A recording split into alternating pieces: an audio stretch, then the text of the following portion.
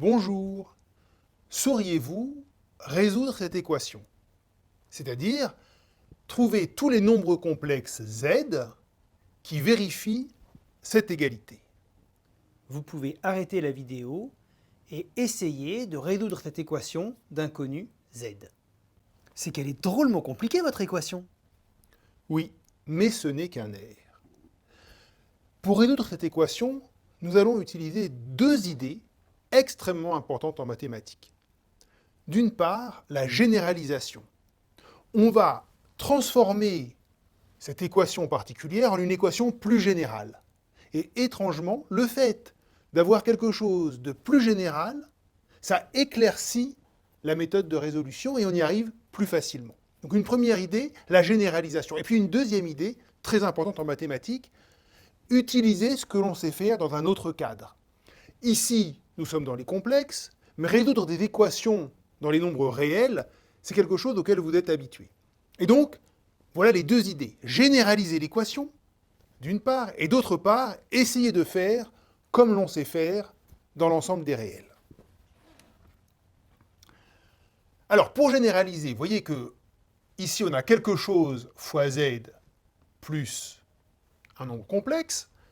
Et puis ici, pareil, vous pouvez mettre z en facteur, on a un certain nombre de fois z plus un nombre complexe. Autrement dit, on a une équation qui se réécrirait de la forme az plus b égale cz plus d. Alors, comment fait-on pour résoudre ça dans l'ensemble des réels?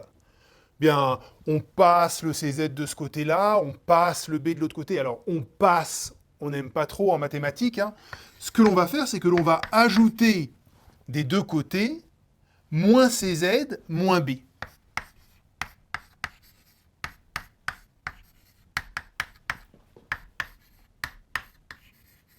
D'accord? J'ai rajouté moins b moins cz des deux côtés de l'équation. Et évidemment, je trouve une équation qui va être équivalente, hein, les deux équations vont avoir exactement les mêmes solutions. Et bien sûr, en faisant ça, on simplifie les choses.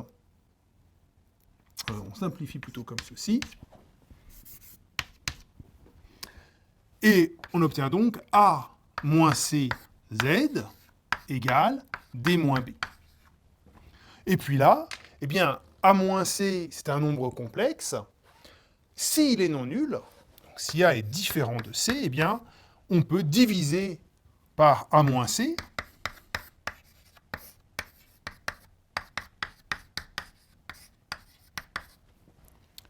Le a moins c va simplifier, et donc on va obtenir finalement une seule solution, qui va être d moins b sur a moins c. Oui, mais là c'est beaucoup plus simple avec des lettres. Ici, regardez, elle est beaucoup plus compliquée, votre équation. Eh bien, pas du tout. Elle n'est pas plus compliquée. Ici, je vais mettre z en facteur, ça me donne 2 plus 1 sur i fois z plus moins 4i plus 2 égale 1 plus i fois z plus 1 moins 1 sur 1 plus 2i. Voilà mon a, voilà mon b, voilà mon c, voilà mon d. Ensuite, je vais soustraire moins 4i plus 2 et 1 plus iz des deux côtés de l'égalité, et je vais obtenir 2 plus 1 sur i moins 1 moins i fois z égale 4i moins 2 plus 1 moins 1 sur 1 plus 2i. Pourquoi 4i moins 2? J'ai soustrait moins 4i plus 2 des deux côtés. Et donc, moins 4i plus 2, ça nous donne 4i moins 2. Donc, on a cette égalité. On va maintenant calculer ça. 1 sur i, c'est pareil que i sur i carré. Et i carré, c'est moins 1. Donc, c'est pareil que i sur moins 1, c'est-à-dire moins i. Donc, ici, on a 2 moins 1 qui fait 1, moins i. Bon, je vais l'écrire comme ça tout de suite. Z égale 4i moins 2,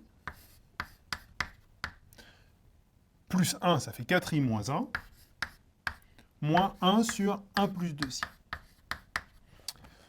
Ça fait 1 moins 2i. Et donc, je vais diviser maintenant par 1 moins 2i. D'accord? Donc ça fait 1 moins 2i sur 1 moins 2iz égale 4i moins 1 sur 1 moins 2i moins 1 sur 1 plus 2i fois 1 moins 2i.